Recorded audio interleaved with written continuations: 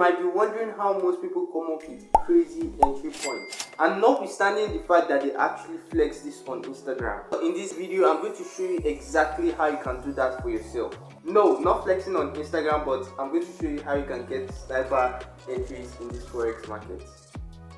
You might be saying to yourself, I don't have 7 to 10 screens that will be showing me price movement at the same time. But let me leave you with a quote. Jack of all trades, but the master of none.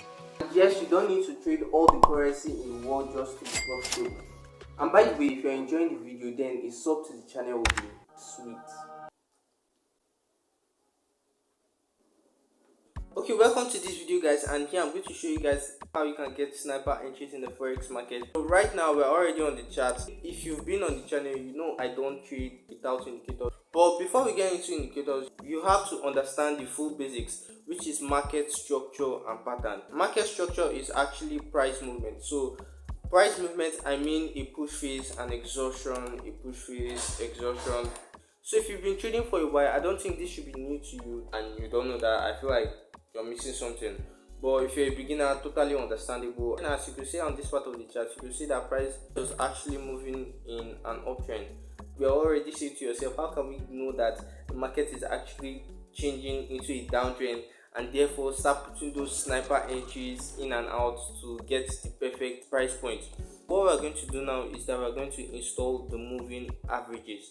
So there are two moving averages that we work with, that is the 20 and the moving average 25. So let me just put it now so that you guys could see. So let me just do the quick setting here. So you have to change the first one from 9 to, let's say, to 20. You can go to the style, but for me I love keeping this one yellow. I love keeping this one to be yellow and make it a little bit thick so I can see it. So let's go into the second moving average, and let's go make that one to be 25. So 25.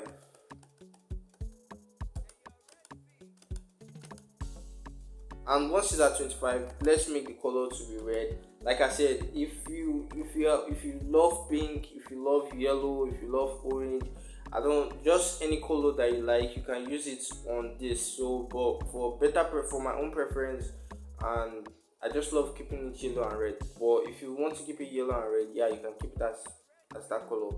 So right now we are actually seeing everything, like we are seeing everything in the market.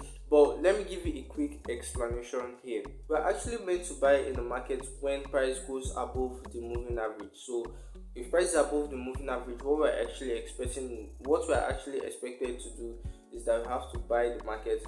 And if price is below the moving average, what we're expecting to do is to actually sell. Let's use this for an example. So at this point here, you could see how price went above the moving average, and once price went above the moving average, you could see that price was actually an uptrend. So with the moving average, you don't need to start placing in trend line and make your charts all messed up. Remember what we said about when price is up, we're expecting a buy, and when price is down, we're expecting a sell. So it's basically what's happening here. So we could see right from here that price is actually below the moving average, and once price is below the moving average, that is when you have to enter sales in the market. But if you want to make this more powerful than it is right now, what you have to do is that you have to add in the relative strength index. You can see that the relative strength index is right on the chart. So to simplify things, once price is at the 70, we're looking forward to sell the market, and once price is at the 30, we're looking forward to buy the market. So it's very simple: 70 sell, 30 buy. Let's get into it. Let's look at this point here in the market. Before price could even go down below the moving average, you could see that the RSI was already giving us that indication that price is already at the 70 mark. 70 mark, remember we said once price is at the 70, we're expecting a sell, and once price is at the 30, we're expecting a buy. It's very simple. Price was at the overbought zone in the RSI before it actually went below the moving average. So this simply means that you should be expecting a sell, whether it's above the moving average or below the moving average. It's that simple. So let's go into another part in the chart, and you can see at this point here, let's use this for example, and you can see this is probably, let me say, it's kind of like a fake out.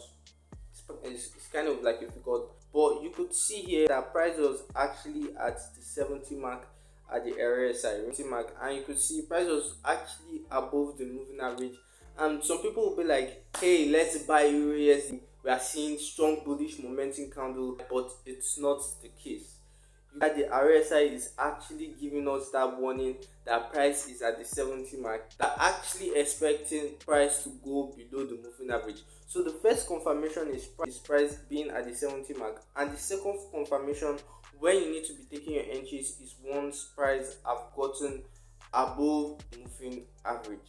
Okay, let's go for another example, and you can see the same thing here. Price was actually at the 30 mark. Simple, price is at the 30 mark. And once price is at the 30 mark, still the same thing. We're actually expecting price to go above the moving average before we can now start taking our buy position. As you can see, price actually went above the moving average, and simple, stack those entries there. And let me show you guys another example. So as you can see on the chart here, let me make this more pronounced. We are actually expecting to have a sniper entry. So as you can see at this point here, we could see that price was actually at the 70 mark in the RSI. Once price is at the 70 mark in the RSI, it does not mean that you actually have to jump into that trade. You don't need to jump into the trade. You need to wait for a second confirmation, which is price going below the moving average. That's very simple. So as you could see, what happened here was once price was at the 70 mark and price went below the moving average, you could see how price went down. You could see how you could see how it just dropped, like it just tanked. I hope you guys were able to understand the sniper strategy. And like I said, if you want to book a one-on-one session, you can actually send me a mail at ismalvinmgt@gmail.com. There's no link yet, but check in the description, you can actually see that. And if you did like this video, don't forget to give it a thumbs up, don't forget to subscribe. With that being said, guys, I'll see you guys in the next video. So peace out.